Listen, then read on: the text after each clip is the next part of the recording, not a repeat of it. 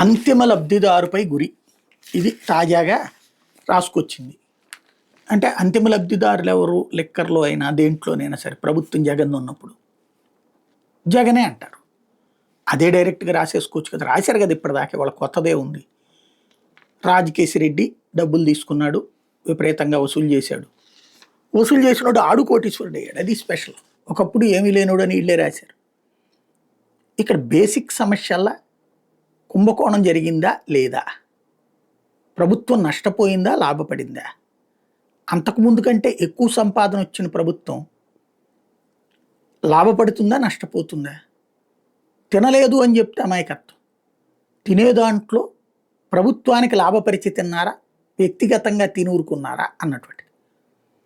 గతంలో నష్టపరిచి తింటే ఇక్కడ లాభపరిచి తిన్నారు. ఇది కనబడుతోంది. దాంట్లో నుంచి ఇప్పుడు ఎంత చర్చ ఎంత రచ్చ చేసినా మెయిన్ ఇంటెన్షన్ ఏంటంటే ఇవాల్టి లిక్కర్ మీదన ఆరోపణ రాకుండా, వాస్తవంగా ఆమ్ ఆద్మీ పార్టీ మీద గొడవ అంతా ఏంటి, ప్రభుత్వ మద్యం దుకాణం ప్రైవేటు చేయడం అనే కుంభకోణం కారణంగా అరెస్ట్ అయ్యారు.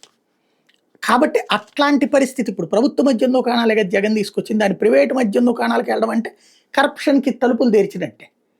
దాన్ని లీగల్గా అటు పోనీయకుండా ఇటు పక్కన రివర్సు, జగన్ టీం అంతా గందరగోళంలో ఉంటే ప్రశాంతంగా వెళ్ళిపోవచ్చు. వీళ్ళు న్యాయ పోరాటాలు చేయలేరు, ప్రజా పోరాటాలు చేయలేరు. అలా చేయకుండా ఉంచడం కోసం మీడియా, సోషల్ మీడియా, పోలీస్ వ్యవస్థలు అన్నీ కలిపి చేస్తున్నటువంటి అటాక్.